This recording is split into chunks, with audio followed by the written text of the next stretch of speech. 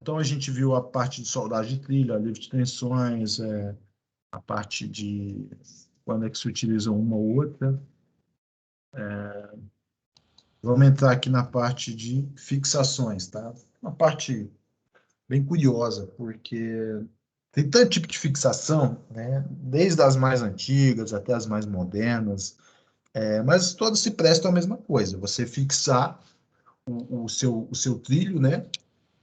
Ao seu dormente, ou no caso, se for uma via rígida, a sua estrutura, a sua laje ali da sua via rígida, tá? Bom, mas o mais usual são...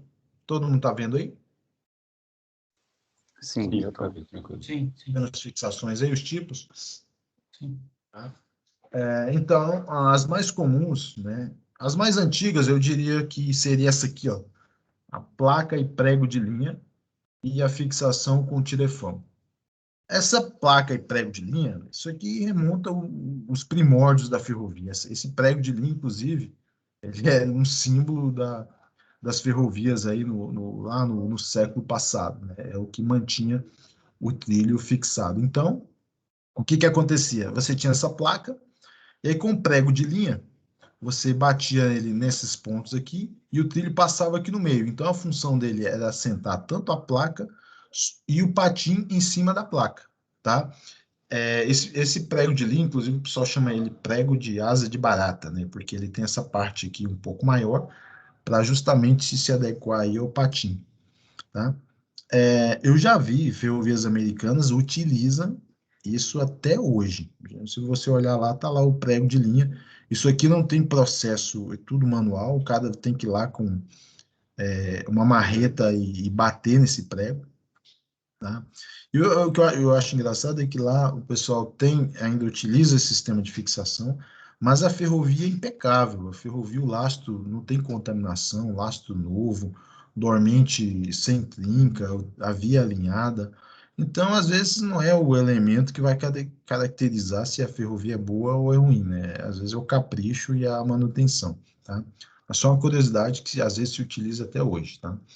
E uma variante é o tirefão. Em vez do prego, se utiliza os parafusos, né? Tanto para fixar a placa, muito utilizado, lembrando que isso aqui é específico para dormente de madeira, tá? Os dois. Então, você tem o tirefão, você faz um furo, né? E aí, esse furo, você fixa tanto a placa no dormente, quanto você fixa o patim do trilho à própria placa. Tá? Então, geralmente é utilizado em número de 3. Muito comum até hoje, no Brasil foi utilizado bastante, principalmente nas ferrovias antigas, se acha bastante fixação com tirefão. Apesar que, às vezes, pô, eu já visitei trecho de ferrovia que eu consegui tirar esse tirefão com a mão, tá? Só puxando. O tirefão que fixava o patim, tá? E vários, um atrás do outro. Às vezes um nem tinha, então a manutenção estava bem precária, tá? E aqui eu tenho alguns elementos mais novos, né, que seriam as fixações. O tirefão e o prego de linha são fixações que a gente denomina fixações mais rígidas. Hoje, a caracterização é de fixações elásticas, tá? Elas têm esse sistema aqui, seja ele o clipe elástico ou a fixação elástica com grampos. Isso aqui, na verdade, essa parte, por exemplo, essa parte vermelha aqui do tirefão dormente elástico e trilho, ele se assemelha a uma mola, tá? É como se fosse uma mola. Ela tem, lógico, não é uma mola aquela que você pode pegar com a sua mão e deformar. Isso aqui, a rigidez dela é altíssima, né? Dados os esforços que a gente sabe que a ferrovia imprime aqui né, na sua superestrutura, tá? Então, o seguinte, o mais usual hoje é você utilizar fixação do tipo elástica. E ela pode variar de várias formas, tá? Você pode, por exemplo, ter fixação elástica e ter um dormente de madeira. Como é bastante utilizado hoje, que a gente tem essas placas, tá? Isso aqui é muito utilizado quando você tem dormente de madeira. Você tem uma placa na qual você fixa com 2 tirefãos aqui, inclusive eles com mola com arruela e mola de pressão, para garantir sempre que o seu parafuso, pela vibração, sempre vai ficar no lugar. E aqui é fixado o trilho, a placa, com utilização do que a gente chama de grampo elástico, né? Isso aqui é a classe de grampo elástico denominada eclipse, tá? Muita gente chama isso aqui de pandrel, um grampo tipo pandrel. Não, eclipse é uma classe do grampo que a pandrel, fabricante, é um daqueles casos em que o, a marca dá nome ao produto, né? Então o pessoal chama de tipo pandrel, apesar que existem outros fabricantes que fabricam o mesmo componente, mas o pessoal ainda continua chamando de pandrel. Mas o nome correto é um clipe ou clipe elástico, né? Assim como esse também, por exemplo, uma classe de um clipe elástico. Esse aqui, o pessoal não gosta de utilizar muito, porque isso aqui é um tipo de fixação que ele funciona como uma mola também, essa placa, só que ela depende muito do torque que é dado no parafuso para poder ter a fixação adequada. E aí, o que, que vai acontecer? Vai exigir manutenção. Alguém sempre tem que estar conferindo esse torque com uma ferramenta especial, um torquímetro com valor adequado. Por quê? Se ele não fixar isso aqui com um torque mais baixo, você não tem o efeito aqui da mola, você não tem a tensão adequada da mola para fixar o seu patim ao seu dormente. E se você colocar uma tensão maior, você deforma a sua mola, e aí ela deformando, ela também não consegue garantir. Então, isso aqui é um troço bastante em desuso, não funciona, tá?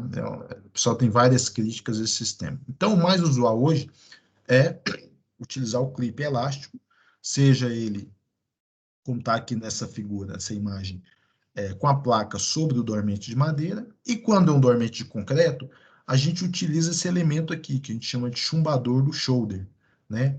Aí, naquele processo de fabricação do dormente de concreto, essa peça aqui já é colocada na posição adequada e ela diria, chumbada juntamente com o concreto. Então, ela fica fixada através no dormente de concreto no próprio processo de fabricação. Então ela seria essa peça aqui, ó, tá? Então, ela já é fixada no dormente e depois, basicamente, é só colocar a fixação com os elementos necessários. Deixa eu ver aqui uma coisa. É. Bom, então, compreendendo, isso aqui é uma fixação do tipo rígida, apesar que ela também tem sua elasticidade, mas não seria algo controlado. Essas outras é o que se utiliza mais ainda para garantir o seguinte, que a, tudo aquilo que é muito rígido é meio complicado. Ele, quando às vezes rompe, ou ele transmite o deslocamento para algum lugar. Então, se você garante uma certa resiliência, uma certa tenacidade ao seu elemento, ele não é propagado para a via, não é propagado para o dormente, então ele acaba protegendo as outras partes. Então, hoje é mais saudável se utilizar as fixações do tipo elástica, né? Bom, aqui uma variação das fixações elásticas hoje, as mais usuais, a Eclipse, muito comum, tá?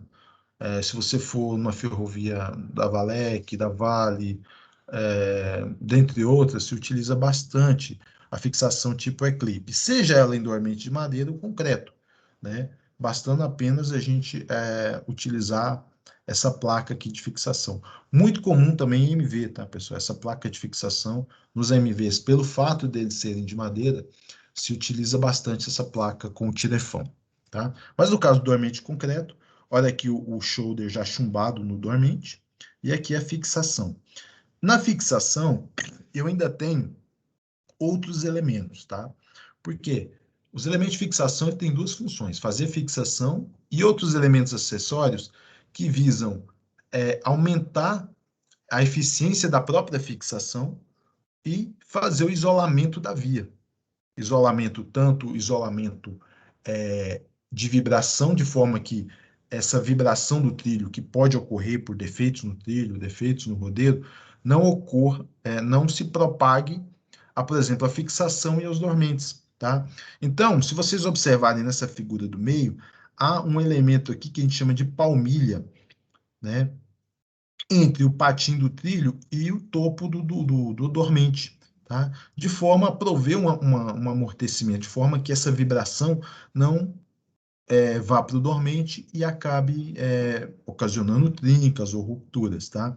Ocorre também que a gente chama de calço isolador, esse elemento aqui, entre o patim do trilho e a própria fixação. Ele ocorre aqui de várias formas, por exemplo, de fixação é assim, na Dinic é outro, na do Eclipse é outro.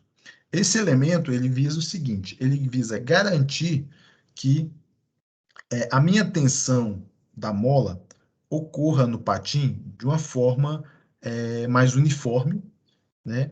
E também visa aumentar a área de contato e o fator, o coeficiente de atrito aqui, o que é desejável, porque o trilho também não é desejável, até estava comentando com o Fios aqui, haja deslocamento longitudinal do trilho.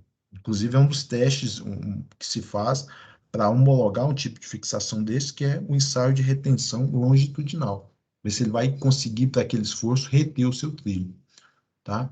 Então, o cálcio isolador visa isso, garantir uniformidade, garantir também que, imagine, o contato de aço com aço, se fosse pode ocorrer também, pode, algumas ferrovias, o pessoal utiliza o grampo direto no patim, mas o ideal é que sempre tenha o, o cálcio isolador.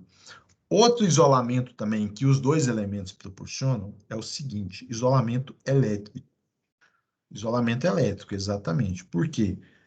Em alguns casos, não, em vários casos, por exemplo, eu posso citar até, eu sempre cito o metrô de Brasília porque ele tem quase todos os sistemas ali funcionando, né? Tem via rígida, via flexível, AMV assim, AMV assado, todo tipo de fixação. É, ele tem esse isolador, ele tem, além das funções mecânicas aí, de isolamento mecânico e também garantir um atrito maior, ele tem a função de isolamento elétrico. Isso por quê? O trilho, ele serve como um condutor de sinais e também como um retorno à corrente elétrica. Vocês sabiam? No caso de vias eletrificadas, né, se você tem, por exemplo, um trem unidade ou um trem elétrico, uma locomotiva elétrica, há uma rede aérea, se for uma rede aérea de alimentação elétrica, um terceiro trilho, como é o caso do metrô, você faz a coleta da corrente elétrica na rede aérea no terceiro trilho. Mas o retorno da corrente, onde fecha o circuito, é no trilho. Tá? Então, no eixo há uma escova, né, na qual ela transmite a corrente de retorno. Do eixo passa para o rodeiro, do rodeiro passa para o trilho. Então, essa corrente vai percorrer o trilho. E em um determinado ponto, o pessoal chama, um processo chama bondeamento. Ele vai fixar um elemento condutor no trilho e retornar para a subestação, finalmente fechando o circuito.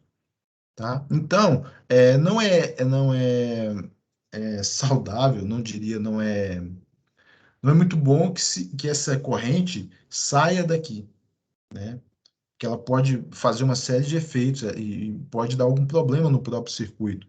Entendeu? Então, é o seguinte, se ele tiver contato aço com aço, essa corrente pode passar do grampo, passa aqui e vai passando para o dormente. Às vezes, essa corrente de fuga, que o pessoal chama, pode até corroer algum elemento da própria estrutura, seja a cordoalha dos dormentes ou alguma outra estrutura, tá? De túnel, de ponte. Então, o ideal é que sempre essa corrente seja coletada por esse processo de bondeamento, e aí o cálcio isolador faz com que ele também tenha a função de isolante elétrico, tá? Outra coisa também, em alguns casos, além da corrente de retorno, há uma corrente de sinal de circuito de via, que a gente vai ver talvez na próxima. Eu tenho mais dois módulos no final do curso, que a gente vai estudar um pouco sobre sinalização. A sinalização ferroviária, um dos sinais, também é efetuada através do trilho, entendeu? E é um sinal de uma corrente bem baixa. Então, o ideal é que se isole o trilho com esses elementos, entendeu?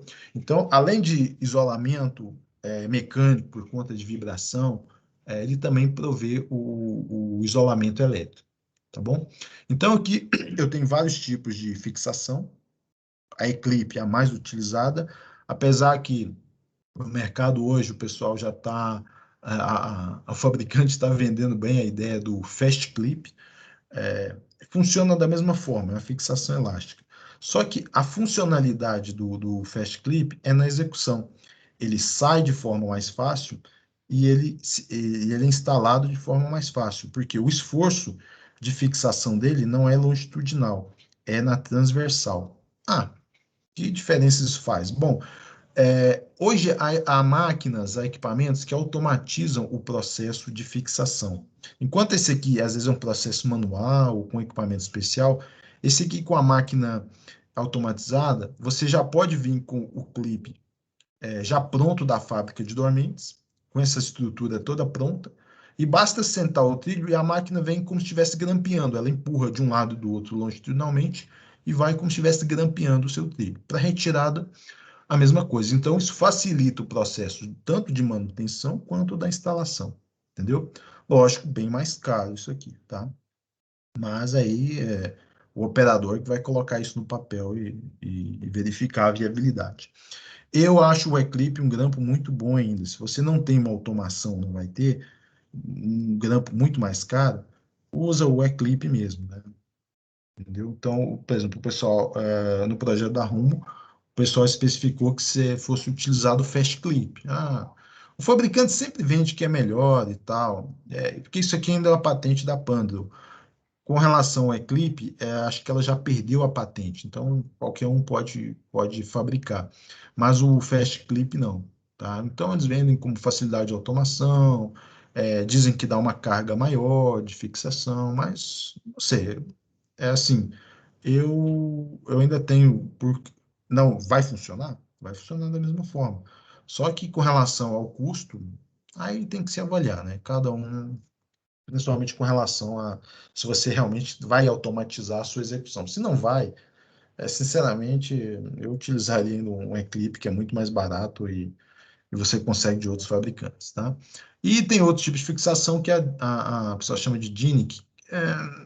Funciona da mesma forma, bastante usual, mas assim, ela um pouco mais cara e muito rara aqui no Brasil, tá? Geralmente se vê bastante lá fora, acho que principalmente na Europa se utiliza bastante esse tipo de fixação. Mas aqui no Brasil, o que está mandando, geralmente, para esse tipo de fixação elástica é a Eclipse e a Fast Clip. Utiliza o mesmo princípio, tá? Isso aqui é como se fosse uma mola, utiliza os mesmos elementos, a ombreira também fixada no dormente no processo de fabricação, tudo a mesma coisa, tá? Bom, a gente já viu trilho, já viu dormente um pouco, já viu as fixações, as suas variantes, né? Falou um pouco sobre o sublastro também no início, solda. Bom, e agora falar do elemento principal, que eu considero aí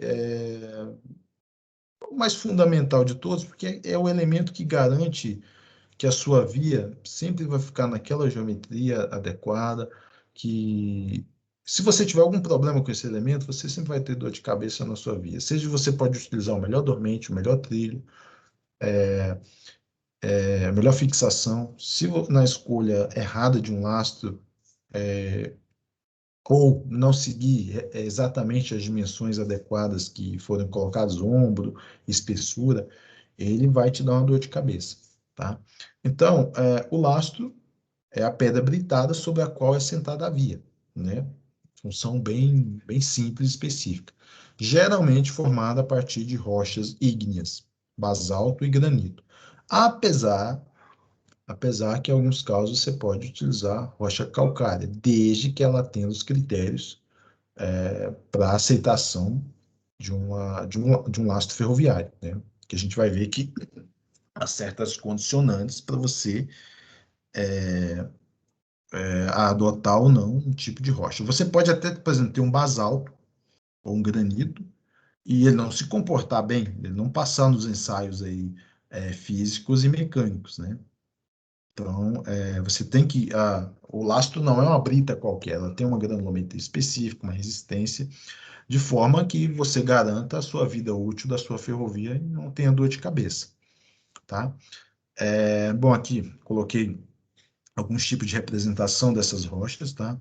Essa aqui, geralmente, pela quantidade de principalmente na nossa região, no Planalto Central aqui, a gente tem uma grande quantidade disponível de basalto. Então, a maioria, tanto na região também sudeste, aí as jazidas de basalto são e um basalto muito bom, tá? Então, é o mais comum se utilizar basalto, tá? Rochas calcárias, como eu disse, podem ser utilizadas desde que atenda os critérios e sabendo também que uma rocha calcária, ela, por ser uma rocha sedimentar, ela talvez não tenha boas características, o tempo de vida útil seja menor.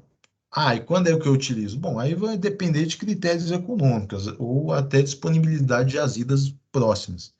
No caso da Malha Norte, a gente teve dificuldade que as jazidas de basalto, e lá tem algumas jazidas de granito, estão relativamente longe dos pontos de aplicação. Então, a questão da logística e do transporte desse material vai ser algo bem sensível nesse projeto. Há muita disponibilidade calcária lá. De repente, é de se pensar se a gente pode ensaiar alguma rocha calcária, você não vai poder passar em algum teste. Mesmo se não passe, verificar talvez a viabilidade, se não passar em um ou outro ponto. Mas isso tem que ser testado, tá? E quais testes são esses? Bom, eu tenho as minhas propriedades físicas, né? Importantes aí no meu lastro, mais específica. Absorção de água é um dos testes importantes, né? Geralmente ela é imersa em água e verificado quanto ela absorveu, os valores limites é em torno de 1%. Porosidade, né? Geralmente está ligada aí à absorção de água também. E pureza, principalmente sulfato de sódio, partículas planas ou alongadas, tá? Eu coloquei essa foto aí na à sua direita, que o lastro, ele tem uma forma, o lastro ferroviário, ele tem uma forma específica, tá? Ele não pode ser qualquer forma aí na... Ele pode até passar, por exemplo, na granulometria, mas a forma com que ele se apresenta, isso aí também é controlado. O ideal é um lastro mais cúbico, né? Na qual as dimensões, em qualquer sentido, seja na largura, no comprimento, sejam relativamente iguais, não tenham tanta variação. Então, você tem uma forma cúbica e uma forma lamelar. Observem nessa, aqui eu tenho 4 figuras, do canto inferior direito, eu tenho aqui uma lamelar, uma estrutura, e uma cúbica. O ideal é que seja uma cúbica, tá? O ideal não, o regulamentado, né? Inclusive, ele coloca aqui, ó, 10%, só 10% da quantidade de partículas podem ser planas ou alongadas, ou seja, lamelares. O restante, os 90%, tem que ser uma forma cúbica, tá? Isso porque a forma cúbica, ela tem duas características. Ela melhora o imbricamento, palavra estranha, mas é o imbricamento, o travamento das partículas ali, que isso é importante para a própria integridade da via, né? Integridade geométrica. Esse travamento, ele é responsável por manter a geometria. Então, o ideal é que você tenha, com esse imbricamento, com esse travamento, que é proporcionado por partículas cúbicas, do que uma partícula lamelar, que com o tempo ela vai se acomodando ali, né, na face plana das lâminas, dessas lâminas, e aí ela pode vir a escorregar. E outra coisa, a resistência dela, mesmo que ela tenha uma resistência mecânica aí, seja a mesma, com o tempo, pela própria espessura dela ser menor, qualquer esforço pode vir a fragmentar. E um lastro fragmentado, pela própria limitação de granulometria, também não é muito bom, tá? Chega um ponto que ele vira um pó, e aí ele não tem mais a resistência que ele deveria ter, tá? E aí talvez a elasticidade. Então, entenderam por que é sempre ideal e recomendável e regulamentado que as partículas de lastro sejam cúbicas. Já vi muita. Eu acho que tem até uma foto aqui na apresentação que a gente mostra o que não deve ter em um lastro, qual que é a característica ideal e qual que seria a característica errada, né? Então, por exemplo, eu gosto sempre, o lastro do metrô do DF é um lastro muito bom. Primeiro, ele, apesar do tempo, eu não vejo ele. geralmente quando eu andava bastante e estava na manutenção, apesar do alto fluxo, eu não vejo ele se fragmentar. E outra coisa, a forma dele é uma forma cúbica com a granulometria muito regular, entendeu? E com muita aresta, inclusive. Então, o processo de britagem dele foi muito bom. E isso vai garantir bastante os parâmetros de geometria do lastro. E não vejo ele contaminado e tal, porque às vezes você pega uns aí que a granulometria toda errada, muita partícula lamelar, o lastro muito fragmentado, e com isso você vai ter dor de cabeça aí na sua via. Você pode ter o melhor dormente, o melhor trilho de fixação, um lastro sem adequação, fora das especificações, é um problema. E, além de tudo, eu tenho as propriedades mecânicas, né? Um importante é o índice de desgaste por abrasão. O teste chama teste Los Angeles, que é permitido até 40%, né? Então, é colocado ali no processo de abrasão de desgaste controlado, e dentro disso aí, em um determinado período, o limite máximo que ele pode perder é 40% da massa dele por abrasão, tá? Resistência ao choque, o índice é um teste que chama Trenton, né? 20% aí, ele tem que se fragmentar em partículas não maiores do que 20%, e resistência mínima à compressão axial, né? É o teste mecânico aí de compressão, né? Na carga de uma tensão de 100 MPa. Tá? Então, ele passando em todos esses critérios, massa específica, absorção de água, principalmente absorção de água, teste da verificação da lamelaridade das partículas do lastro, né? Que ele seja formado mais partículas cúbicas, abrasão, resistência ao choque e resistência mecânica, basicamente ele está um bom caminho para ser aprovado. Entretanto, ainda existe um outro, né? Que isso aí não depende, talvez, da característica da rocha. Os outros, sim, esse depende das características da rocha em si, tá? Até a própria lamelaridade. Se você for britar um material e ele formar muita lâmina, significa que geralmente, quando ele é lamelar, é o material retirado mais da capa da rocha. Quando se vai de encontro à estrutura da rocha mais central dela, geralmente tem formas mais cúbicas, tá? Mas a capa da rocha não muito, ele forma muitas lâminas.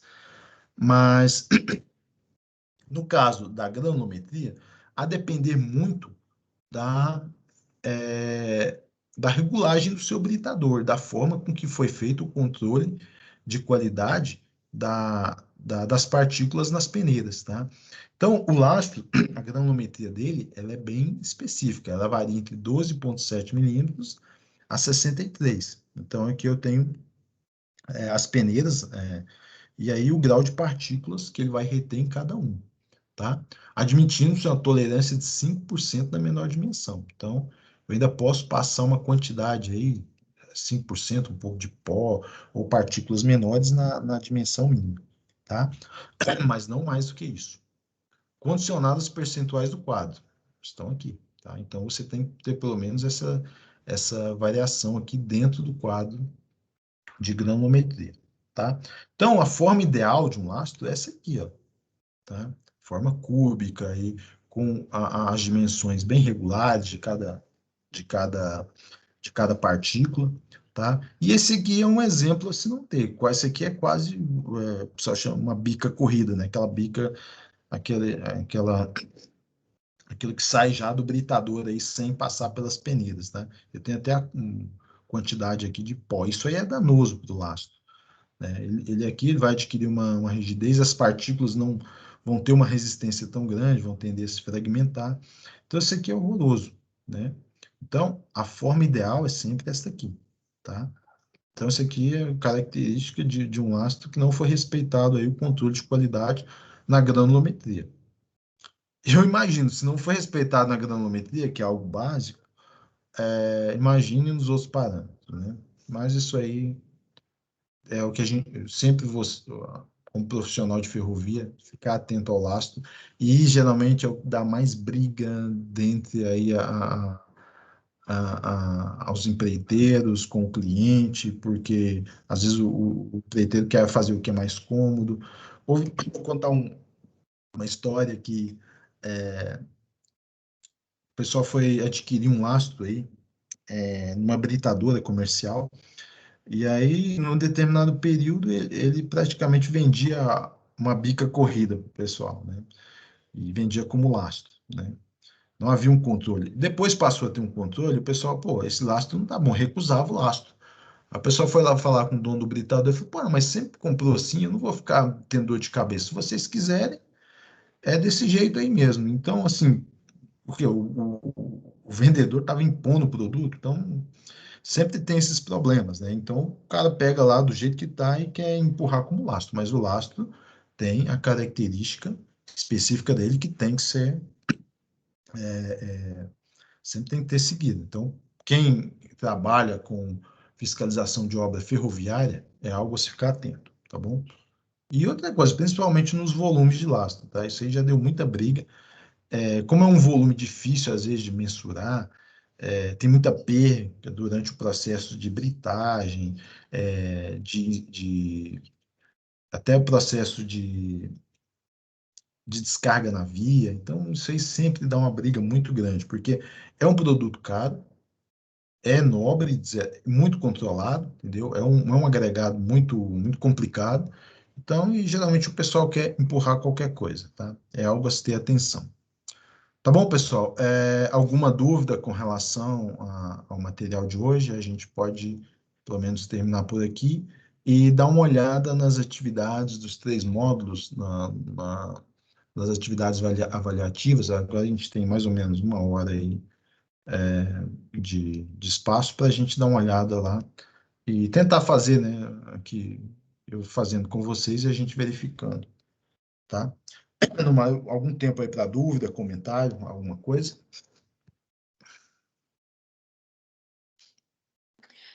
Alex, Hum.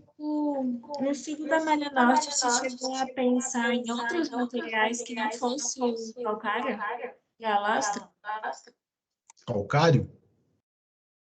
Isso, é porque lá a gente observa de fato uma distribuição maior de calcário, né?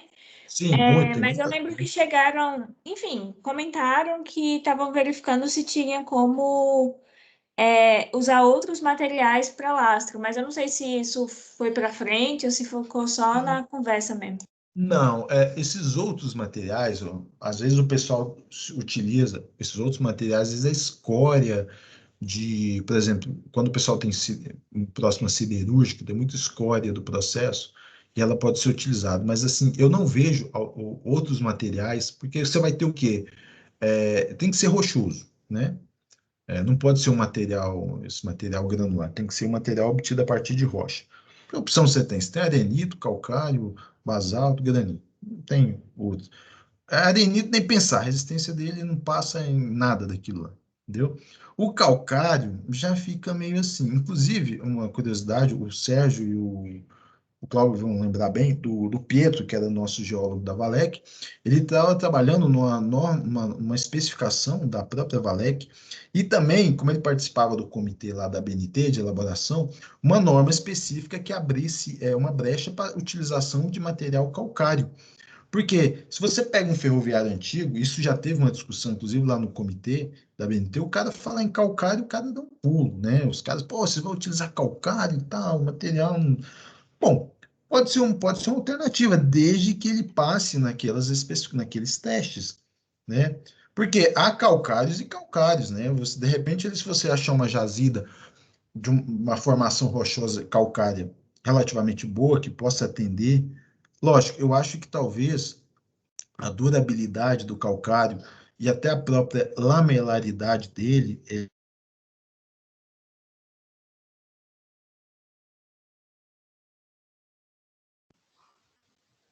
Travou? Acho que travou.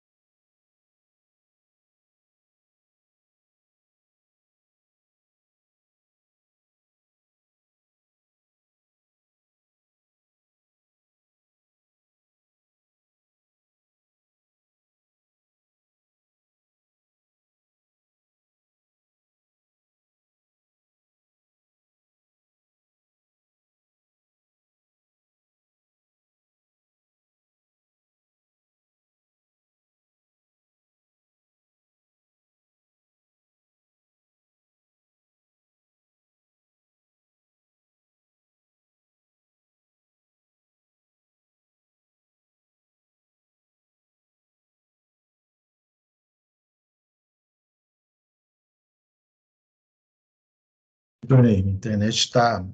Ainda bem que está no final, tá. Vamos ver se ela não cai de novo, tá?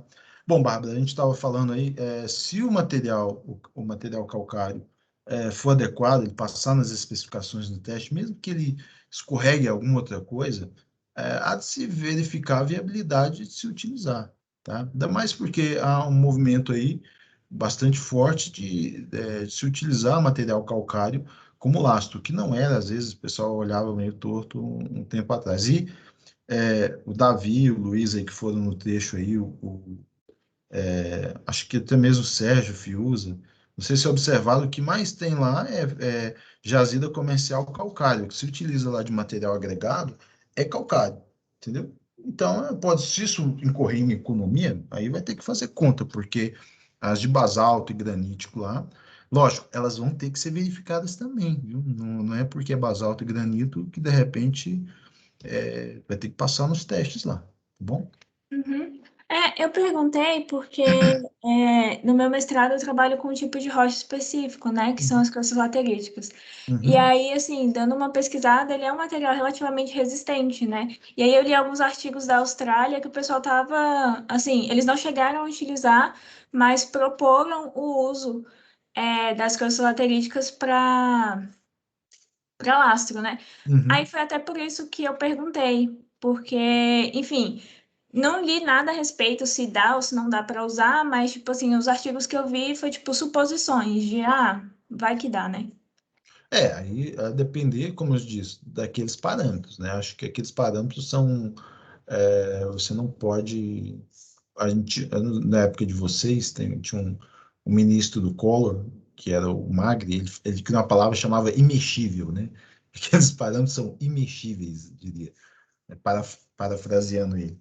Então, eles não têm essa flexibilidade da gente, principalmente questão da granometria, tá?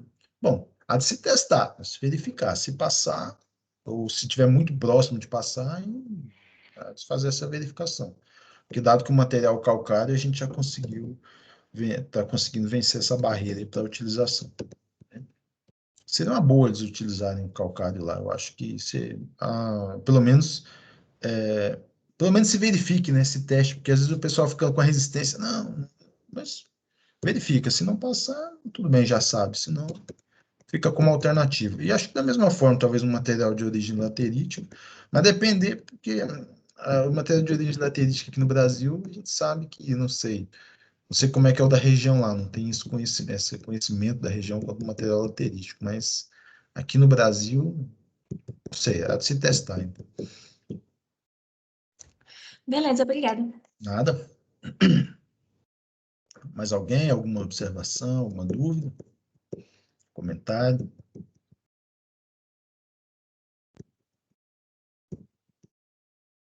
Então, acho que a gente pode aproveitar esse tempo e dar uma olhada lá nas verificações lá de aprendizagem, né?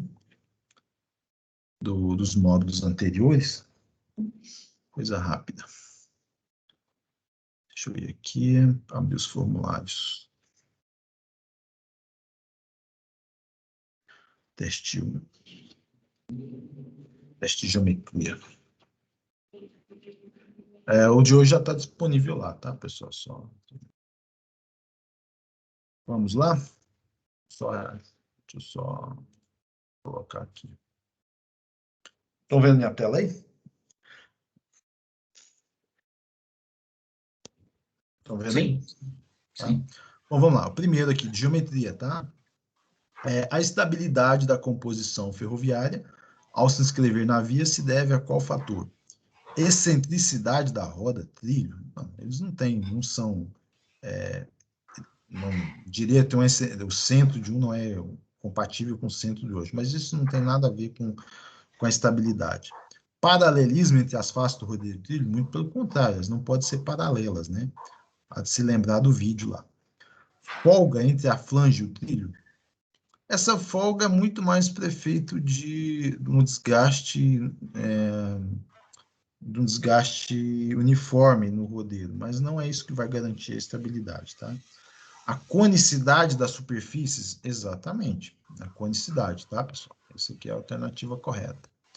E mancais de rolamento entre o eixo e o trilho? Não, mancal de rolamento que é atrelado à manga de eixo, é justamente o parâmetro de resistência, né, de carga, de carregamento máximo, da carga por eixo que pode ser suportada, não da estabilidade, tá? Resposta correta, conicidade. Em um pátio terminal cujas velocidades de tráfego são limitadas, poderão e deverão ser adotados raios menores que os raios mínimos utilizados na via de tráfego operacional? Podem ou não podem? Alguém pode responder? É, Hã? eu coloquei isso aí como falso, né? Poder pode, mas não a questão de deve ser colocado, eu Não, achei que... poderão e deverão. Podem sim, porque as velocidades lá são baixas, né? Por que que você vai adotar um raio mínimo? É, Porque ele é muito mais ligado, a gente viu, com relação à superelevação e às velocidades. Se você tem velocidades limitadas, eles poderão e deverão ser utilizados conforme a limitação do material rodante, tá? eu, Então, eu, eu, eu achei que esse deverão aí era uma pegadinha, aí eu marquei. não, podem e devem ser utilizados, né? Podem e devem sim, né? Geralmente aí uns raios mínimos aí de 120 a 150 no pátio é o ideal, não tem problema, tá? Você aumenta muito, porque às vezes um raio maior ele precisa de uma inscrição de um comprimento maior, então, como o pátio tem muito MV, a área é limitada, então se você puder sempre e deve adotar raios mínimos, é melhor, tá? Qual será a superelevação teórica em um trecho de raio 500 e velocidade máxima de 100 quilômetros? Alguém chegou a calcular isso aqui? Alex, eu calculei, mas eu não lembro a resposta. Eu acho que foi 251, se não me engano. Exatamente, deu 251. Vai ser 251? A bitola é larga, lembra? Não, porque o máximo é 160. 10%. 10%. Isso, Então, 10%. eu só posso utilizar 160. Então, o que vai acontecer com a velocidade? Eu vou ter que reduzir, ou então eu aumento o meu raio. Entendeu? É 160. Entendeu? A velocidade máxima aqui já não pode ser essa, porque eu estou limitado aos meus 10% da minha bitola, certo? Mesmo que deu 251 no cálculo, eu não vou poder utilizar. Qual componente do material rodante é preservado quando se adotam transições verticais adequadas, bem como a não coincidência de transições verticais e curvas horizontais para o mesmo trecho? Qual componente do material rodante eu tenho? Alguém respondeu essa? É o freio? É os motores? É o rodedo? É o truque? O conjunto truque? Engate? Eu respondi, eu acho que era um engate. É o engate, exatamente. Então, é o engate. A gente já viu que o engate, ele só, na transição, ele vai variar da compressão para a tração, né? E na transição vertical e curvas horizontais, você tem ali duas situações ocorrendo no engate, porque ele tem um deslocamento angular, é permitido. Então, você tem um deslocamento angular, uma variação disso juntamente com uma variação de esforço nesse engate, então não é ideal para a vida útil dele. Então, a resposta correta é o engate, tá? Outra aqui, você foi designado para avaliar a possibilidade de utilização de circulação de um vagão que transportará contêineres empilhados. Lembra lá do double stack, plataforma rebaixada? Qual par de elementos da ferrovia você deve avaliar para permitir ou não circulação desse vagão?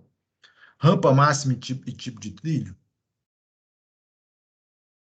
Não, só se ele for, ele não vai acarretar uma carga maior, ele só vai acarretar um volume maior. Então, o tipo de trilho e a rampa não é colocado nesse. A questão aqui do container é justamente geométrica, é gabarito, tá?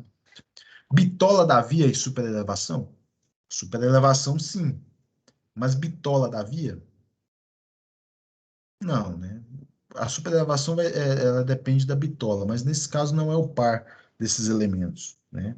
Esses aqui integram só a bitola e a superelevação, um depende do outro, tá? Mas não é esse par que a gente precisa.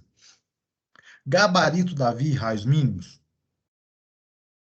O gabarito sim, mas os raios mínimos não, desde que ele atenda a superelevação para aquele que ele permita a estabilidade daquele elemento. Não é o raio mínimo, é o raio mínimo mais outra coisa. Gabarito e transição? O gabarito, sim. A transição, não. Né? E nem NDA é nenhuma das respostas, porque o par ideal é o gabarito da via, se você você verifica se, principalmente o gabarito vertical, para aquela altura ali, você não vai ter interferências, né? E a superelevação para garantir que ele se estabilize com aquele centro de gravidade. Tá? Então, a resposta é nenhuma das alternativas, apesar das alternativas, o conjunto delas aqui, tendo as respostas, nenhum par desse se adequa, tá bom?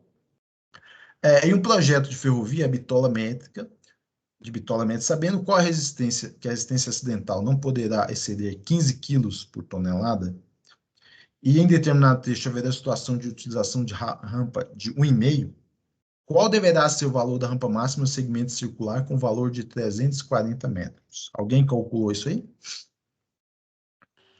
Se não me engano, deu 1,35 o meu. Eu acho que foi isso também. 1,35, exatamente, porque a minha resistência aqui para 340 metros, se a gente for utilizar aquela formulação de resistência, ela dá aí os seus 0, o seu 1,5, né? Acho que era 1,5 de 1,5 quilos por tonelada, a resistência de curva. Aí, colocando isso em termos percentuais, né? Você tem 0,15. 0,15 menos 1,5 dá 1,35. Exatamente. Tá? E com suas palavras de forma sucinta, descreva qual a correlação do comprimento real e virtual e como é útil essa correlação. Alguém pode falar aí? Que respondeu?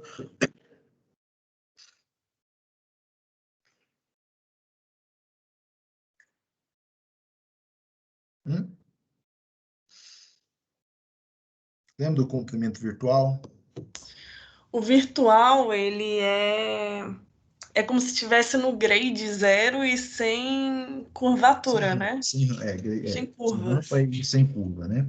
É, Retilínea. Então, você pega aquilo tudo e transforma numa via sem curva e sem rampa. Tá? Então, ele tende a ser maior. Então, você está levando todos os traçados para o mesmo parâmetro, né?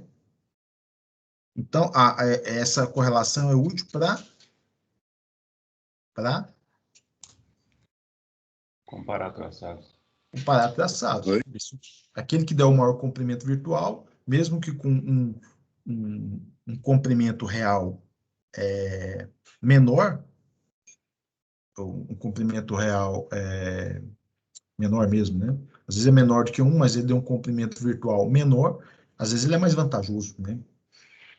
Ele é uma forma rápida de fazer a verificação de traçados. Então, a resposta seria a correlação de comprimento real e virtual, seria essa resposta que a Letícia colocou, né? Ele leva o comprimento real para o mesmo parâmetro, de forma que você possa comparar traçados, né? Em diferentes situações, traçados com diferentes geometrias, e fazer um comparativo qual que seria o mais vantajoso. Tá bom? Essa seria a resposta. 2 linhas se responde. Bom, alguma dúvida aqui no teste de geometria, pessoal? Bem tranquilo, né? Só para a gente fixar alguns conceitos. Vamos ver agora o teste de AMV, né? De AMV. Teste de AMV, tá aqui. Tá. Foi isso, teste de AMV. Como se chama o elemento do rodeio ferroviário, cuja existência cria um problema para a travessia dos veículos ferroviários de uma via para outra? Qual elemento aí que ele é problemático aí? Estou falando do rodeio ferroviário, tá? É o truque? Não, o truque o rodeio ferroviário está no conjunto do truque, então não é ele, né? É o friso. O friso é a parte, aquele pedaço do rodeio ferroviário. O rodeio é aquela parte, é a roda, né? O talão não é elemento do rodeio, é elemento do próprio MV. O jacaré e a agulha são elementos do próprio MV. Eu estou perguntando do rodeio ferroviário. Então, se o truque o conjunto truque compõe o rodeiro ferroviário, o rodeiro ferroviário compõe o conjunto truque, por eliminação você pode ver que é o friso, né? Por eliminação, mas é o friso mesmo. Naquela definição lá do Brina, lembra? Por conta do friso, eu tenho dificuldades, porque o friso me limita ali. Ele é o que mantém, além da conicidade roda-trilho, o friso é o que mantém o meu truque e, consequentemente, a minha composição alinhada com a via e faz com que ela se curve, né, com que ela siga a direção da via. Então, o friso é um elemento problemático para travessia de uma via para outra, tá bom? O centro do AMV é um ponto não materializado da construção, a gente viu, né? É um ponto ali que você não consegue identificar ele na construção, na materialização do AMV. Dessa forma, como ele é determinado? Como é que eu determino o centro do meu MV? Lembra daquele pontinho? Pela ponta da agulha? A ponta da agulha é o centro do MV? Né? Agora vou ficar diferente. Qual a resposta que vocês deram? Alguém pode responder?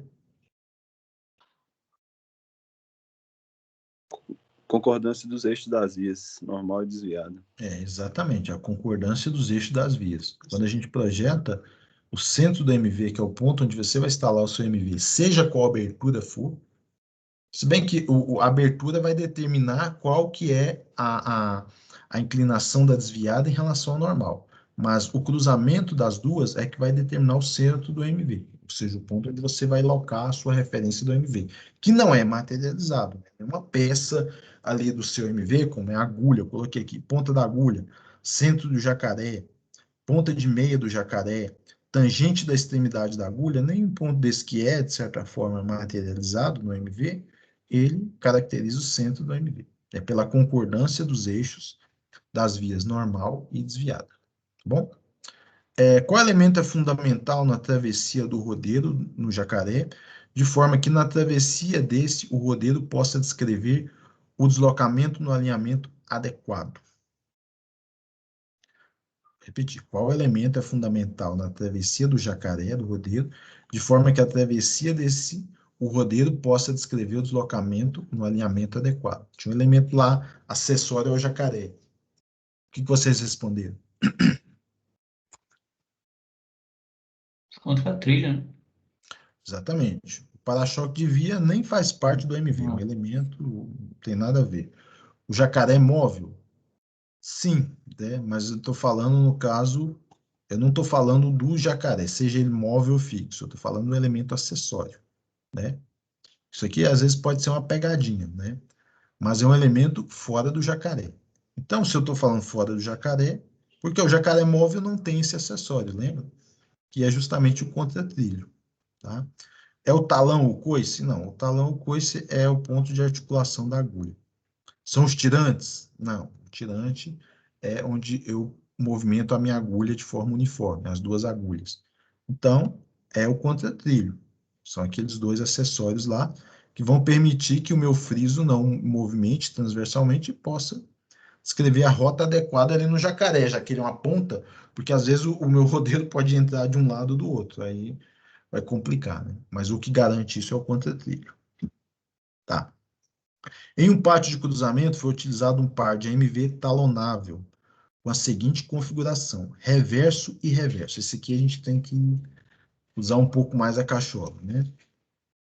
Ou rabiscar, ou então materializar na cabeça como é que está a situação. Qual situação ocorrerá caso uma composição se deslocando na via principal e haja outra composição estacionada na linha de desvio? Então, eu tenho meus dois MVs talonáveis alinhados com reverso para reverso, né? Então, é o seguinte, se ele está alinhado com reverso, significa que os dois MVs das duas pontas estão jogando o meu fluxo, seja ele qual for, para a linha desviada, concorda? A minha mola está jogando a minha agulha, todos dois para linha desviada, certo? Concorda? Sim. Então, o que vai acontecer? Se para um AMV não tem problema, para um deles, o que vai acontecer? Ele vai estar no reverso, o trem vazio que for adentrar o desvio, ele vai adentrar, e o trem contrário, ele vai abrir. Né? Lembra, o AMV talonava, ele abre com friso, de uma das pontas, tudo certo, vai ter que ser reverso. Agora, na outra ponta, se ele tiver reverso, o que vai acontecer? O trem que estiver deslocando na linha principal, ele vai adentrar a linha desviada. O ideal seria ele estar em normal, a situação que um reverso e o outro normal. Porque se um estiver em normal, o MV da linha, a composição na linha principal vai cruzar normalmente, e quando o outro MV estiver saindo da linha desviada, ele vai com o friso empurrar a agulha e vai sair dali tranquilamente. Agora, o que vai acontecer reverso com reverso? As duas composições se cruzaram normalmente? Não. Elas cruzariam se tivesse reverso e normal. A composição da linha principal deverá parar para que a composição da linha secundária possa cruzar. Parar onde? Se eles dois têm que cruzar, ele vai ter que liberar a via. Se ele tiver em reverso, ele vai acabar no reverso, o trem da linha principal vai adentrar, então eles não têm como cruzar. Então está errado. Haverá choque frontal entre as composições? Sim. Porque se ele está em reverso e o outro está na linha principal, ele vai adentrar a linha desviada. E aí vai haver um choque frontal entre as composições. Entenderam? Outro, a composição da linha principal se deslocará na linha secundária, ou seja, entrará e sairá dos AMVs. Aqui ficou o AMV de acesso, engoliu um pedaço aqui. Bom, ele não vai se deslocar normalmente, porque ali tem um trem ocupando a minha via secundária. Então ele vai chocar. Vai entrar, só não vai sair, né? Oi? Ele vai entrar, mas exatamente, Cláudio, ele vai entrar, mas ele não vai sair. Entendeu? E NDA não, tem uma resposta aqui que haverá choque frontal entre as composições. Entendeu, pessoal? Ficou alguma dúvida? Essa questão ficou bacana porque a gente força a pensar nas situações e como o AMV tem que estar na situação normal e reverso e como funciona, lembrança de como funciona o AMV talonado. Tá bom? Vamos passar para a próxima, aí, a penúltima. Essa aqui é de cálculo. Com a velocidade máxima que uma composição deverá cruzar um MV1 para 8, lateral, agulha reta, pitola larga, ponta rombuda, cujos dados se encontram na tabela abaixo. Isso aqui eu peguei um pedaço da tabela. Bom, vamos fazer essa conta aqui, tá? Primeira coisa, vamos pegar os dados, né? O dado que eu preciso para um MV é basicamente, pessoal, o raio. Porque eu vou utilizar ele, deixa eu pegar aqui a projeção lá de MV. Vou mostrar para vocês a equação que a gente vai utilizar. Aqui.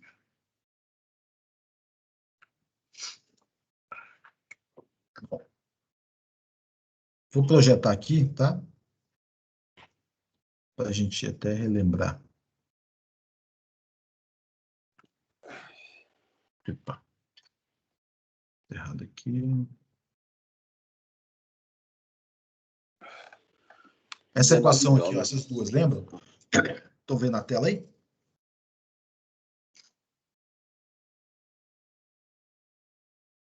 Sim. Observar, né?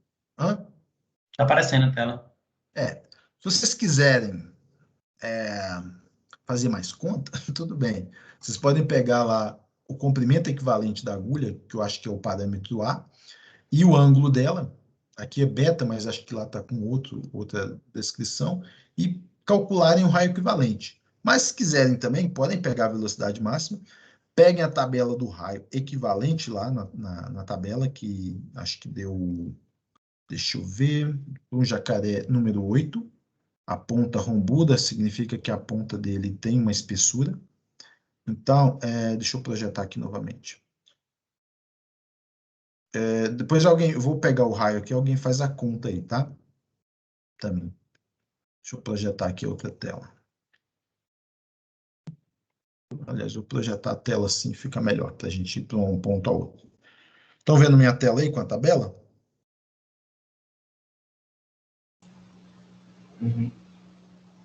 Sim, tá aparecendo aqui. Está aparecendo. Então, olha só. Eu tenho 2 jacarés no para 8 aqui. Só que o P, ele está com uma espessura de agulha 0 e outra com 3,2. Essa é uma ponta rombuda, por isso que eu coloquei aqui. Tá?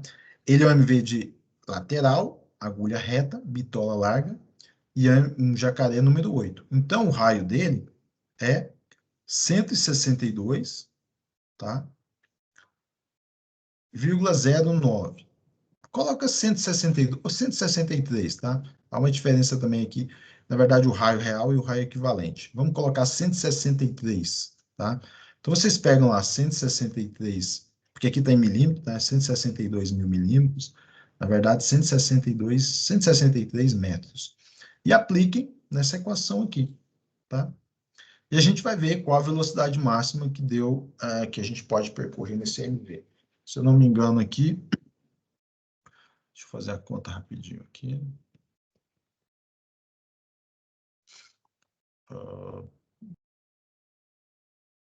0,5, 3, isso. 9.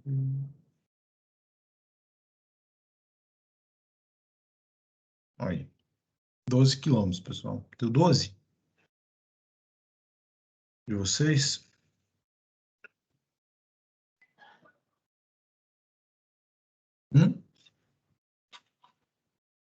Acho que está 12 quilômetros, né, por hora. Isso mesmo?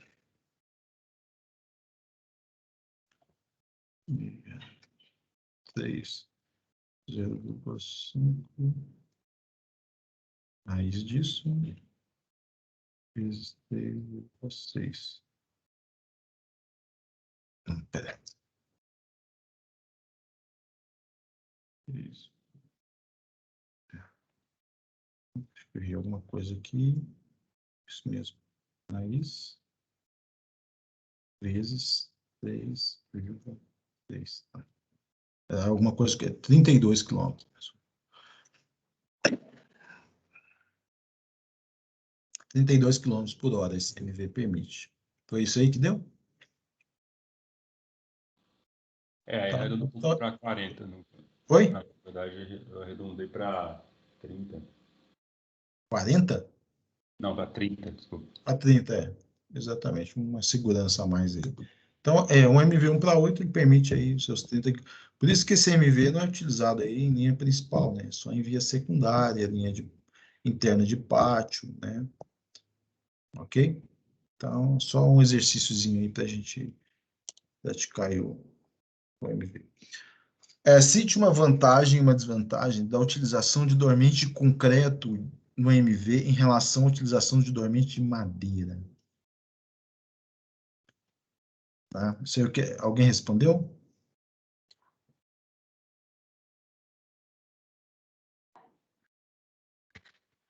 Normalmente utilizado de madeira, né? Aí eu acho que a vantagem... Madeira, mas eu quero a vantagem e a desvantagem. Em uma situação, o dormente de concreto, ele é melhor que o de madeira em uma situação, mas é pior em outra. Sei lá, acho que questão de produção, acho que ele é mais fácil, né? Se adquirir, ter menos restrições, talvez até ambiental, pensando... Mas isso é uma vantagem, o dormente de concreto é a vantagem dele em relação à madeira, isso, né? Tá, exatamente. A disponibilidade material. Né? A produção em larga escala, né? Exatamente. E a desvantagem? Em caso de danificar, você tem que substituir imediatamente. O de madeira, dependendo do dano, você pode Então, só você virar. pode utilizar o mesmo dormente, né? E você tem ali o de concreto, você tem que mandar fazer outro, vir, né? Outra desvantagem também do de concreto, você não tem a flexibilidade da instalação dele em campo, né? Já tem que vir pré-montado, você tem que fazer uma montagem inicial na fabricação, verificar se está tudo certo, desmontar, depois que você leva para campo. Né? Porque você não tem como furar, como acontece no de concreto, você fura ali na hora, Ele não vem furado, ele vem só as partes com um comprimento adequado. Agora, de concreto, não. Lembra a fabricação da aula de hoje, inclusive? Os olhares, os olhares não, o shoulder de fixação, onde é acoplado o grampo de fixação, ele é feito na fábrica. Mas ali, como os dormentes da linha principal são iguais, né, são padronizados, e o dormente concreto do MV, ele é variável e ele é muito específico, você fabrica só, às vezes, um dormente para aquela situação.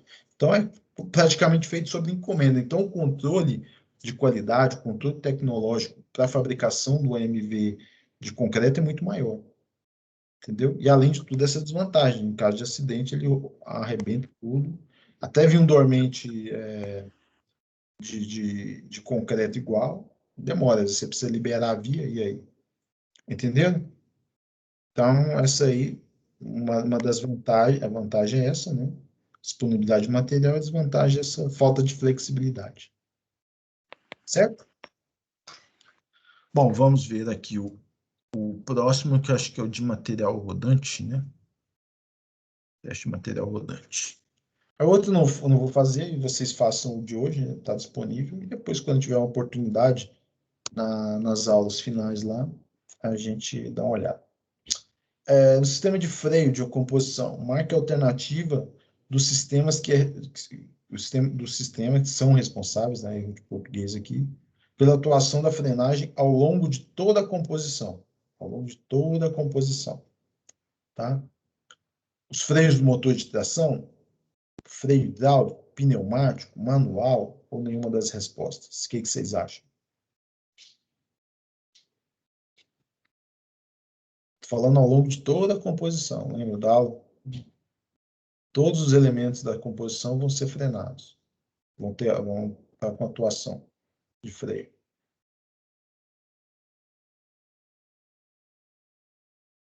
E aí? É o hidráulico, né? Hidráulico? Não, a gente não tem sistema Não. hidráulico a gente não tem. A diferença do hidráulico pneumático é que o fluido de atuação é um óleo hidráulico, né? No caso do É ar comprimido, desculpa. Hã? Pneumático. É ar comprimido, né? Ar comprimido, então é pneumático. É, pneumático. Entendeu? Freio do motor de tração? Não, freio do motor de tração é o freio dinâmico, o freio do campo magnético do motor de tração.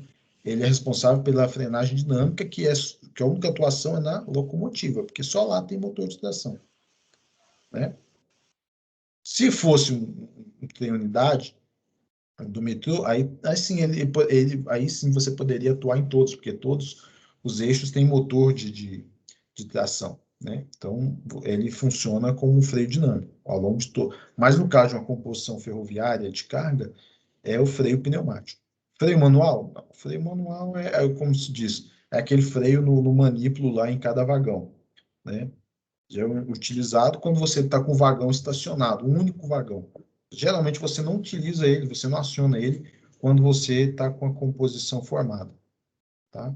E nenhuma das respostas, não. Eu tenho a resposta que é o freio pneumático. Agora, uma pergunta que eu faço. Nos nossos carros, nossos veículos aí, particulares, a gente tem o nosso freio hidráulico. Nós não utilizamos freio pneumático. E por que uma composição ferroviária utiliza o freio pneumático, cujo fluido é o ar, e não um sistema hidráulico de frenagem? Alguém já teve essa curiosidade de perguntar, de saber?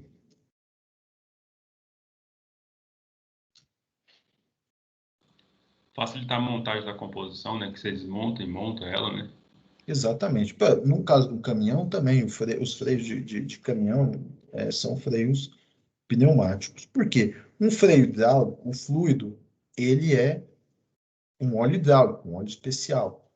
Ele é um sistema hermético, um sistema fechado ali, entendeu? Por isso que sempre na manutenção você está verificando se o seu óleo hidráulico está no nível, se não está, ainda está sob condições de uso, não está sujo, não tem contaminação, não tem água. Por quê? Bom, se você tiver que substituir, você tem que pegar lá uma quantidade daquele fluido hidráulico e botar. Num sistema mais compacto, como é o seu carro, tudo bem. Agora, no sistema muito longo, como é um sistema de caminho, e principalmente um sistema ferroviário, qual o seu fluido? É o ar atmosférico. Você comprime ele, você joga onde você quiser. Se você perder ele, você tem como recuperar. Entenderam, pessoal? Então, por isso, nunca vai se utilizar sistema hidráulico no sistema de frenagem de uma... Apesar que o sistema hidráulico ele proporciona uma resposta melhor com relação à resposta dos esforços e proporciona também esforços maiores, forças maiores de atuação do que um sistema pneumático. Mas, por essa razão, sempre vai ser utilizado o sistema pneumático. Tá bom? Só para esclarecer, só uma curiosidade.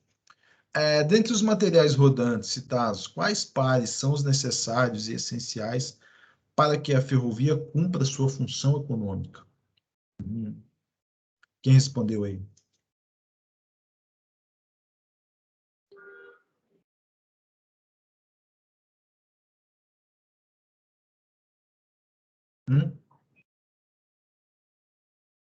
Fora desses, o resto é tudo auxiliar, né? Vamos dizer assim.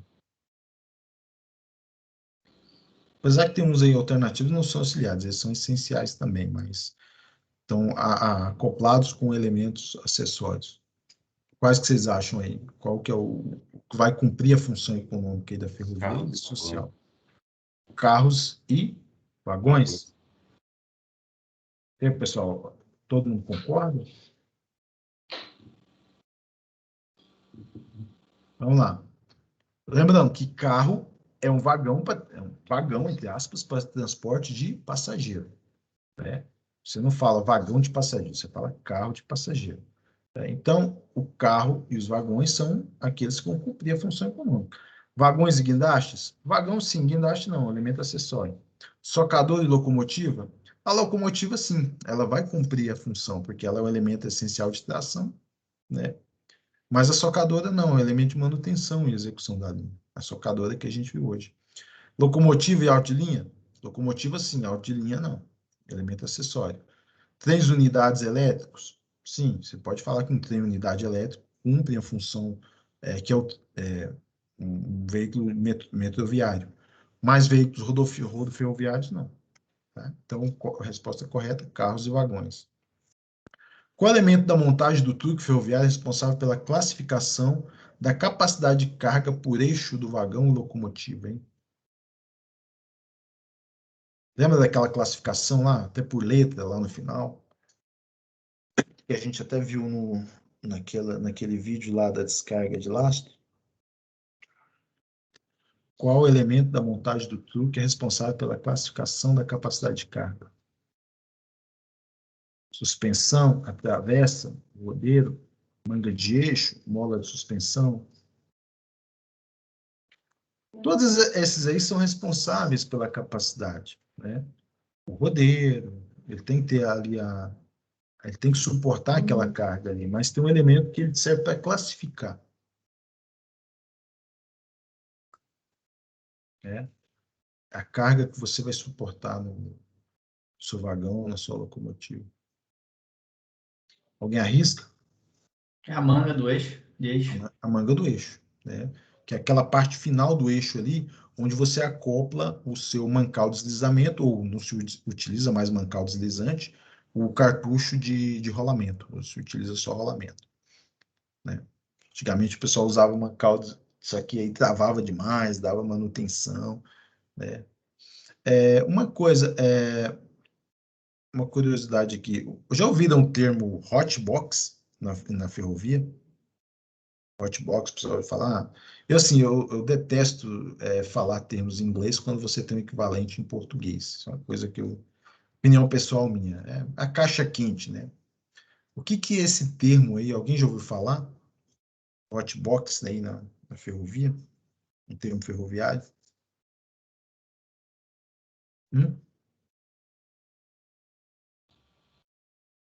Tem discussão aí na Malha Norte sobre isso aí, né? O pessoal fala, cadê a linha da Hotbox? Não sei o quê. Pô, a linha da caixa quente, o que é isso? O sistema do truque ferroviário, o que geralmente pode dar problema, ou é no rodeiro, o rodeiro ali está com a gente chama de formação de calo, porque quando o sistema de freio age muito repentinamente, e ele trava ali o seu rodeiro, né? A formação, uma coisa a gente chama de calo.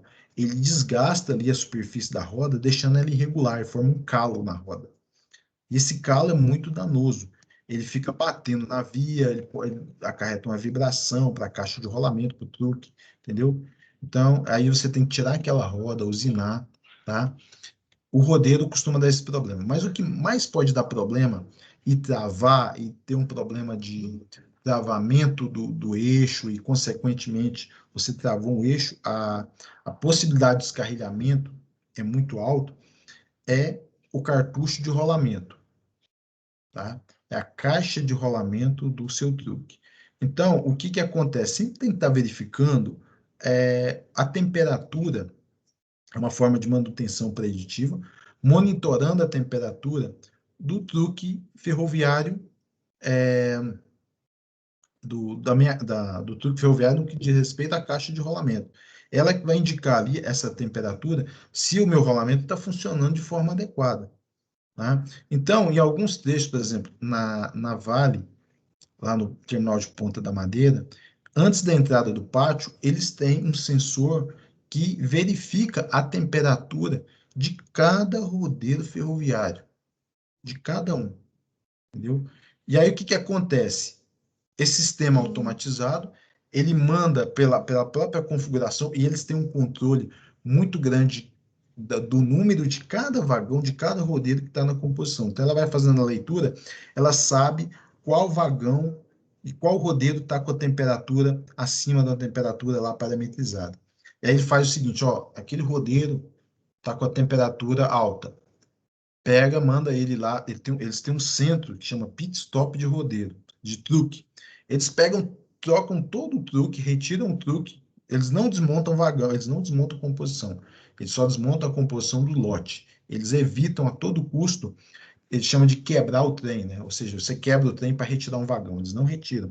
Eles retiram o truque ferroviário por baixo, eles têm uma vala, passa toda a composição e retira aquele truque, substitui por um novo e vida que segue, entendeu? Justamente para minimizar o risco dessa caixa aquecer e travar, porque ela que geralmente provoca descarrilhamento. Então, o sensor de hotbox é o sensor da caixa quente. Então, ele vai detectar a temperatura, ele vai falar, oh, aquele vagão está variado.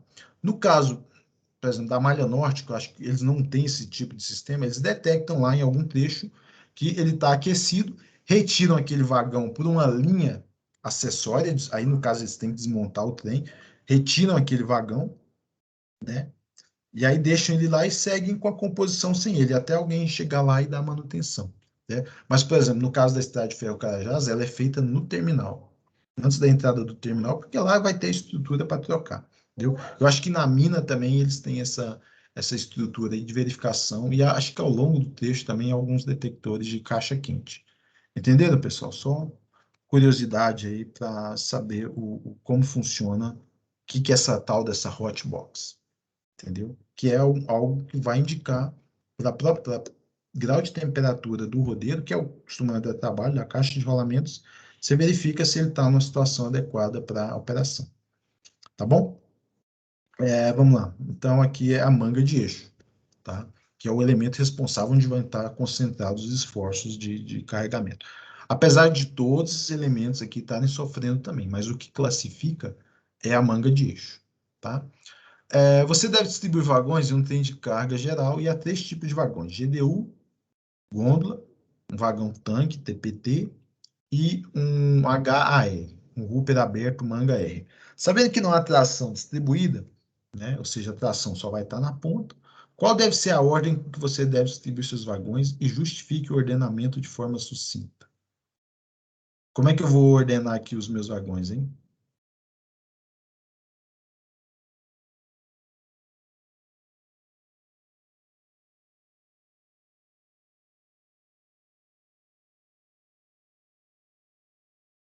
E aí?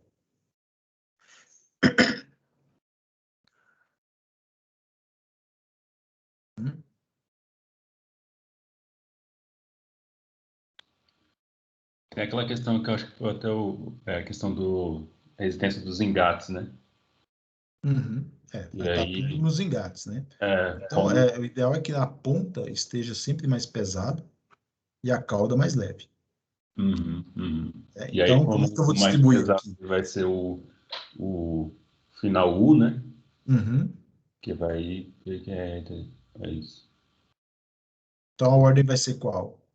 O GDU, GDU, o T e o R, né? da forma que está aqui. Então, quanto maior a letra no alfabeto, né? Quando é, mais carga ele vai ter. O GDU é um de 150 toneladas. O T é um de 130. E eu acho que o R é um de 110 ou 100 toneladas.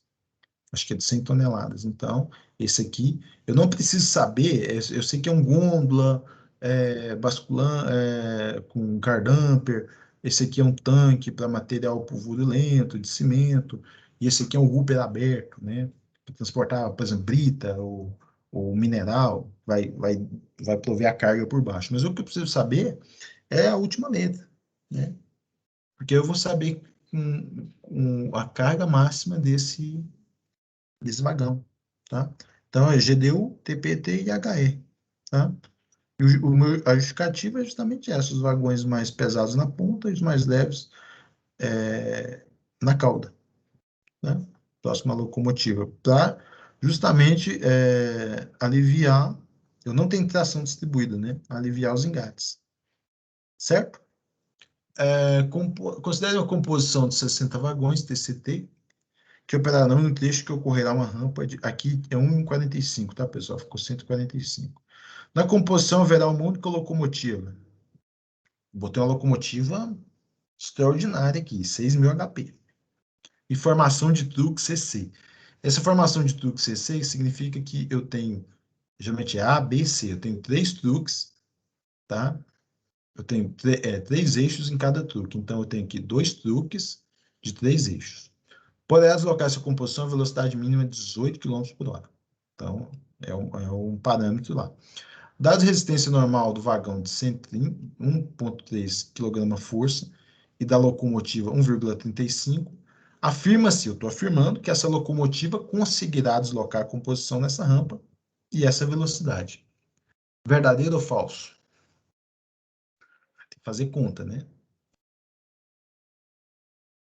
Primeira coisa que eu preciso fazer.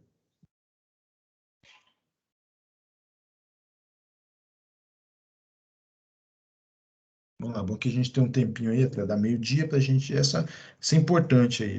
Dá para resolver rapidinho, mas é bem aquilo que a gente viu na aula de segunda-feira, né? E aí, quais os passos aí? O que eu preciso calcular?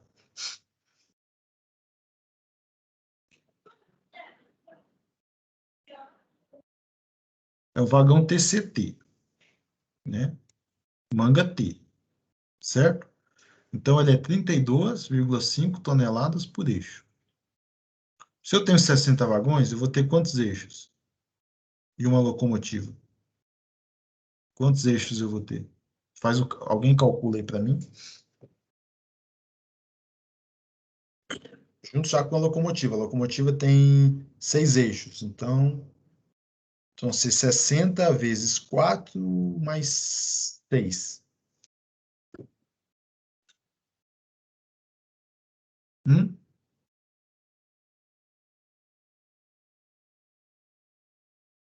Eu tenho que saber qual que é a carga, quantas toneladas tem essa composição, né? Alguém arrisca? Fazer as contas aí?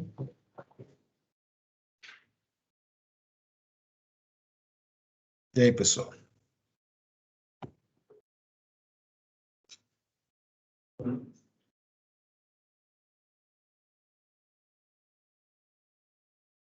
Hum?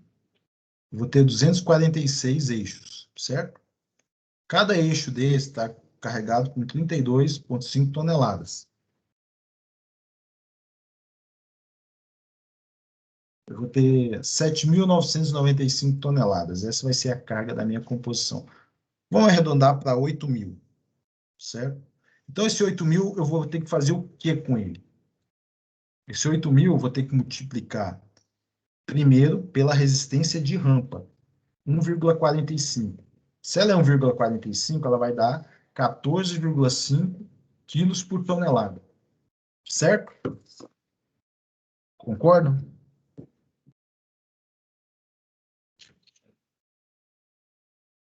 14,5 quilos por tonelada.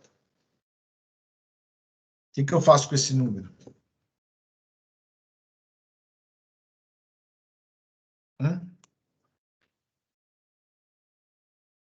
Vou multiplicar ele por 8.000, né? Que é a carga total da minha composição. Com isso, eu vou determinar o esforço que ele vai ter que fazer, o esforço em quilograma força, para poder vencer a minha rampa, certo? Concordam? E aí?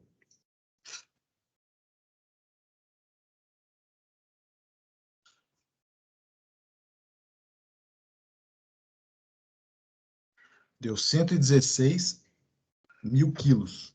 116 toneladas. Esse é o esforço resistente da rampa. Ok? Bom, agora eu tenho 60 vagões. De cada um com suas 130 toneladas, né? Eu vou ter que fazer um cálculo para o vagão e para a locomotiva. Quando eu fiz para a rampa, eu joguei tudo num pacote só. Como agora eu tenho uma resistência normal diferente para o vagão e para a locomotiva, apesar que da locomotiva, como ela é uma só e os vagões são 60, o número vai ser relativamente baixo. Mas, com um certo rigor, a gente adota a do vagão 1,3 vezes 60 vezes 130 toneladas, 7.800 toneladas.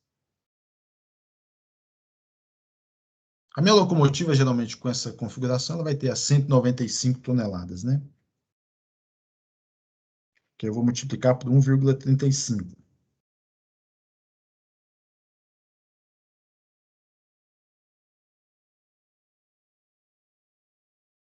Eu vou ter uma resistência de 10.140, certo?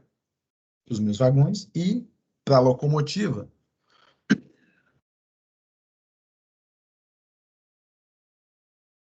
292 quilos. 10.140 quilos, na verdade, 292. Vai dar um total 10.432 quilos. Então, seguinte, a resistência normal, que é a resistência ao movimento, né? A resistência ali por atrito, contato roda-trilho, mancal de rolamento, vai me dar 10.430. E a resistência de rampa, 116 mil quilos, tá? Vou somar as duas e obter a minha resistência total. 126, vamos arredondar para 127, tá? Deu 126.430. Então, agora eu tenho minha resistência total. E agora, pessoal, tem a resistência aí do deslocamento, né? A resistência da composição, deslocamento da composição. Agora, o que eu preciso equalizar é com a resistência que a locomotiva proporciona. Como é só uma, então, a velocidade de 18 km por hora, com 6.000 HPs, eu vou ter que verificar se a minha força, né, a minha força máxima, ela vai poder prover, porque 6.000 HPs e 18 km, eu vou ter força suficiente para arrastar isso aí. Aí eu vou verificar se é sim ou não. Entenderam? Então, eu vou pegar o seguinte, 6.000 HPs, dividido por 3,6, que é aquele fator de correção de HP para Newton, para quilograma força, e vou dividi-lo pela minha velocidade.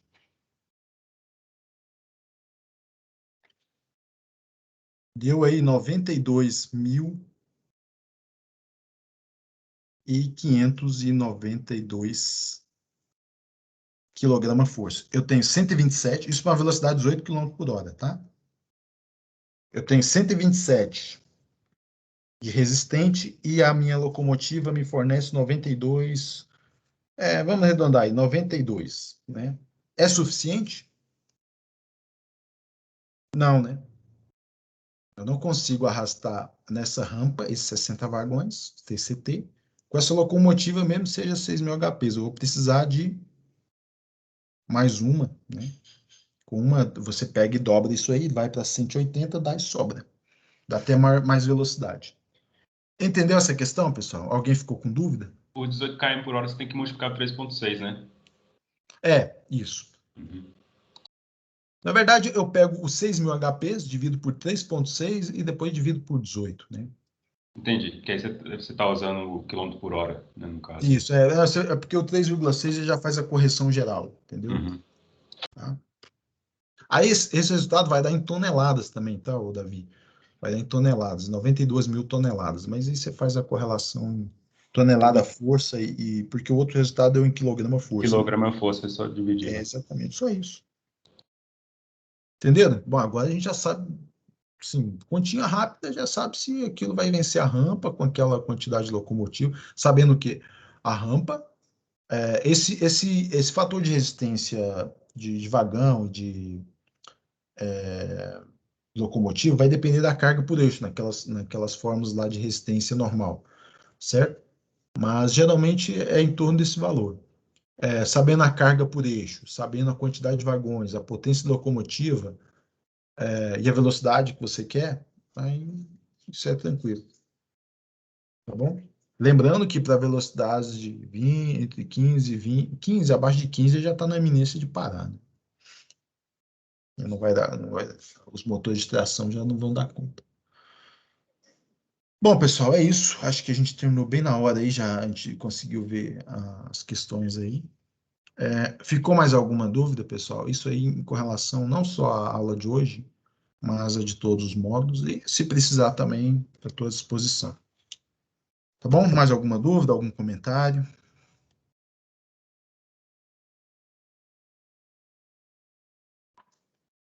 Tudo certo? Beleza? Então, com isso a gente conclui esse primeiro módulo aí de fundamentos, né? Vão ter mais dois módulos aí, mas no final do curso, que é a parte de pátios e depois a parte de sinalização e controle e regulamentação ferroviária. Tá bom? São talvez mais acessórios, acho que a parte principal é essa que a gente tinha que ver aqui, é bem importante para quem está mexendo com o projeto, principalmente de uma via principal. Né? A parte de pátios ela é fundamental quando você tem um projeto de pátio, né? Aí você tem que conhecer, porque as premissas, as condicionantes são outras, você tem que conhecer outras determinantes aí.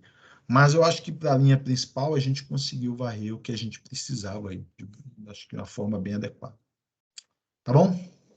Pessoal, muito obrigado aí pela atenção, pela paciência de vocês aí, tá? E a gente volta a se reencontrar, acho que só agora na aula de civil.